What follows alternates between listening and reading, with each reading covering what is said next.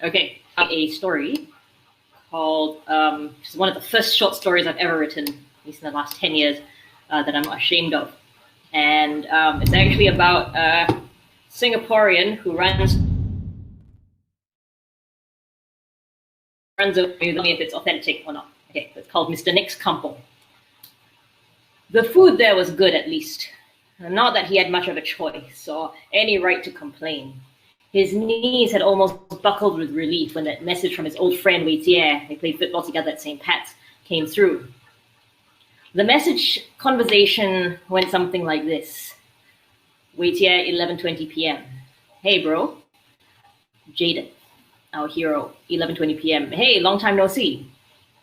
Wei Jie, 11:24 p.m. Heard you need a place to stay. Jaden, 11:24 p.m. Yes. Wei Jie, 11:25 p.m. You able to come to Port Dickson?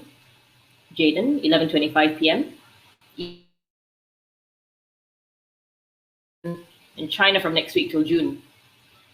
11:27 p.m. Jaden, seriously? Wei Jie, 11:28. Yup. Jaden, 11:28 p.m. Oh, you better not be fucking with me, bro. Jaden, 11:29 p.m. Lol. Jaden, 11:34 p.m. JK. Jaden, 11:37 p.m. Serious, right? Wei Jie, 11:45 p.m. Haha, you can trust me, bro. Jaden was grateful no one could see him sobbing over Facebook Messenger. And then he was throwing a handful of t-shirts and some underwear and a toothbrush into a carry-on bag and was driving as fast as he could for the border. Would he ever be able to return? Who gave a shit at this point? And now everything was fine. Once he had crossed the border, everything felt almost too easy. Nothing odd about a nondescript Chinese man with a rimless glasses and a buzz cut. He'd shaved his head just before he left, passing through the checkpoint. The car had been remarkably easy to destroy, and in a patch of forest just before Malacca. It was so easy to feel invisible in this country. Everything felt bigger here. The roads wider, the highways taller, and the space, God, the space, the hills, the miles and miles of oil palms.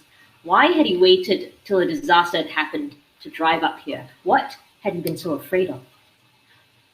Wei Jie had left the key under an empty flower pot.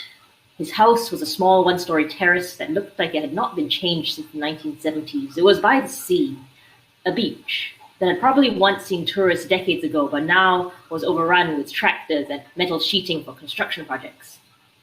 And the oil refinery.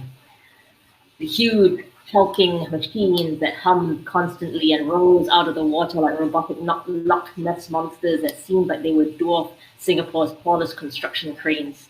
They worked all day and through the night, forcing him to lock every window and the door in the house up to block out the never-ending drone. The drone, the first thing he heard when he woke up, the last thing he heard when he fell asleep, though only for a few hours at a time. He didn't dare travel too far from the house.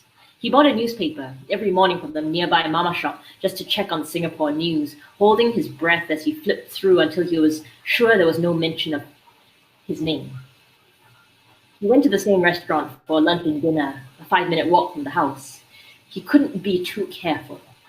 Wei Jie had told him the name of the restaurant. Best Hokkien Mee in Port Dickson. You'll never find anything half as good in Singapore. And he was not kidding. The place was called Mr. Nick's Kampong. He had never come across a Chinese restaurant with an English name before. The walls were white tile and... Sorry, there was some echo I could hear from my own computer. The walls were white tile with fairy lights strung up and pictures of garish flowers in vases. He marveled at the level of 80s kitsch. A tank of bulbous red and white goldfish against a faded backdrop poster of aquatic plants greeted his first visit there. He was welcomed by a stout man with a shaved head and a red Hawaiian shirt. His name tag simply said manager. Good evening. He smiled wide in a thick Australian accent and a voice that sounded rougher than his young, shiny face betrayed. I'm Nick. Table for how many tonight? Just one. Oh, follow me, sir. Is it your first time here? Yes. Are you visiting Port Dickson? Just moved here. Oh, welcome. Where are you from originally? Singapore. Oh, a neighbor. What are you doing here? Looking after my friend's house. After that, I have my own online business. Good. So much cheaper to live here. So peaceful. Nick, the manager, smiled and smiled.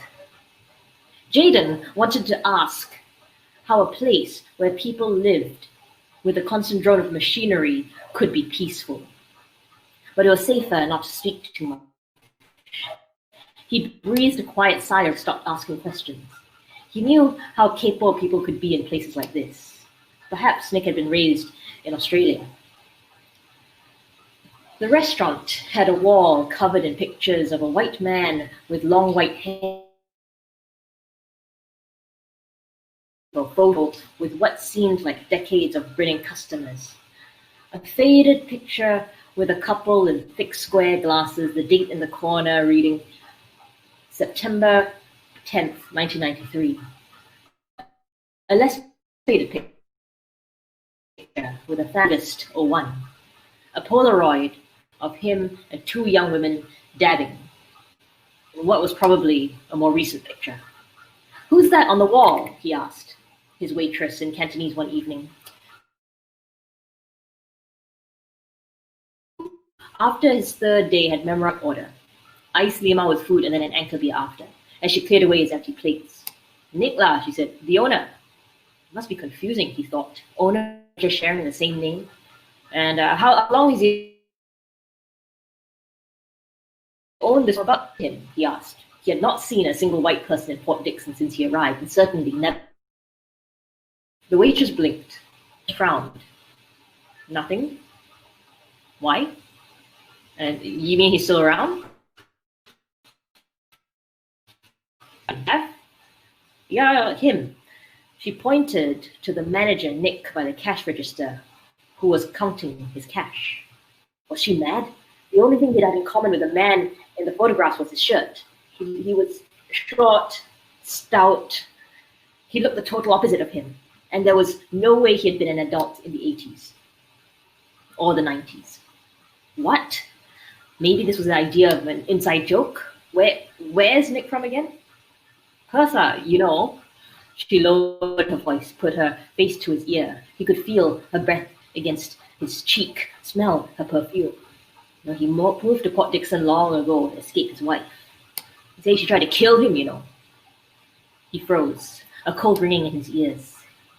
He was suddenly in a kitchen, still in her hand, the sound of metal blade hitting kitchen tile still ringing in his ear. His right hand throbbed. His knuckles were covered in blood, and then the taste of vomit in...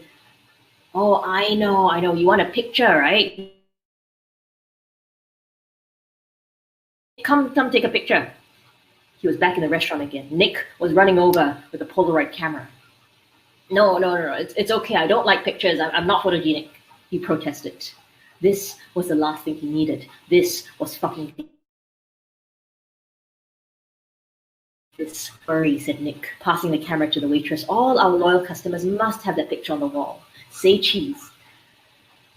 Nick put his arm around his shoulder and smiled widely, a professional at this. The flash blinded him for a moment, and then all he could see were floating glowing circles as his eyes adjusted to the light. He paid for his meal, left, before the photo was developed, almost running out of the restaurant. He would figure out how to remove his picture from the wall tomorrow. The night had been too strange. He needed this to be over. He needed a strong drink and to go to sleep, or at least try to. Oh, fuck. He was supposed to buy earplugs today. The refinery drones seemed louder that night. The sound spilled through every crack in the house. It was unbearable. He tried turning up the aircon, tried wearing his noise-cancelling headphones.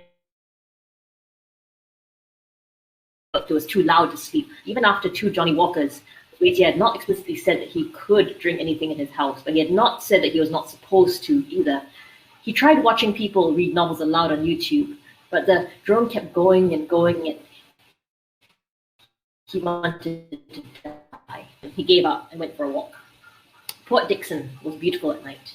He had not seen this many stars in years. He walked down the street, past the sleeping houses with the locked-up windows, past the beach, the pitch blackness lit up by the lights from the machinery, and then past the restaurant. Some kind of small animal squeaked as he passed a dumpster. Rats, perhaps. There was a man sleeping in an alleyway in the restaurant. Strange. He had not noticed any homelessness in Port Dickson yet, though he had not exactly explored the town much. He turned back when he reached the outdoor car park by the beach, the furthest he had dared to walk in the week that he had been in Port Dickson. The beginnings of exhaustion tugging at the sides of his eyes, past the squeaking bins, past the alleyway, and he was not sure what it was that compelled him to take another look at the man sleeping in the alley. Curiosity?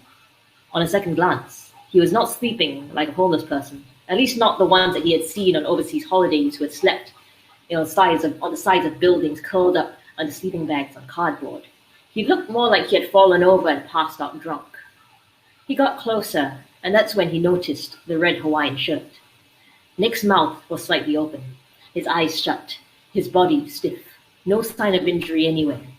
He now knew why he had assumed the person was asleep. He looked somehow peaceful. A line of ants were starting to work their way into his lids, his nose, and then that smell, the one he had first encountered just over a week before, that he had hoped he would never come across again. The wave of nausea, louder, louder, and louder. He had to get out. He had to get out. And then there was a flash of white, and then nothing. There was some kind of dream. Images of goldfish, screams coming from far away, women's voices, families running around Port Dickson Beach, the wall of the restaurant with the pictures, except with no pictures. Except he was the one putting a picture on it. He was the one putting the first picture on it, and then another, and then another. Bodies, faces rubbed out, another picture, just a line of blurred faces. He wanted to scream, but all he could do was smile. And the more he tried to scream, the wider his smile got until his face started to burn. All he could do was put pictures on the wall, more pictures, more pictures, more pictures, more pictures. He opened his eyes to birdsong and a headache. The first thing he noticed were the concrete walls all around him. He had fallen asleep in the alley, a pool of vomit next to his head. What had happened last night? How drunk had he been? He stood up and walked out, brushed off his red Hawaiian shirt. Nick's kampong was next door. He went in for a coffee. The usual waitress was wiping the tables, smiled at him, said he was early and made his coffee just the way he liked it. He remembered something about a picture he had to take down, scanned the wall for it. It seemed that it had not been put up yet. The next most recent picture was of a short with an arm around the white restaurant owner, Nick. How strange. He splashed some water over his face in the toilet. He looked in the mirror, and his bright blue eyes shone back at him. His white ponytail had come hide it. Good as new. He got back to his seat, sipped his coffee, read the paper, scanning for what exactly. The more he tried to remember, the fuzzier it became, like he had walked into a room and forgotten what he had to take out of it. Something he had once been paranoid about. It felt like some kind of specific childhood phobia, like spiders or heights or clowns. Why was he going out of his way to look for it? It made no sense. A customer walked in, a woman carrying a baby. He recognized her. She was a regular. He had never spoken to her, but she smiled at him, got her baby to wave at him. He found himself walking towards her, smiling back and saying her name. Good morning, Eileen. And hello, Max. Toast again today? The way she said it felt like home. Baby Max, she said. Say hi to Uncle Nick. And that is the end of my story.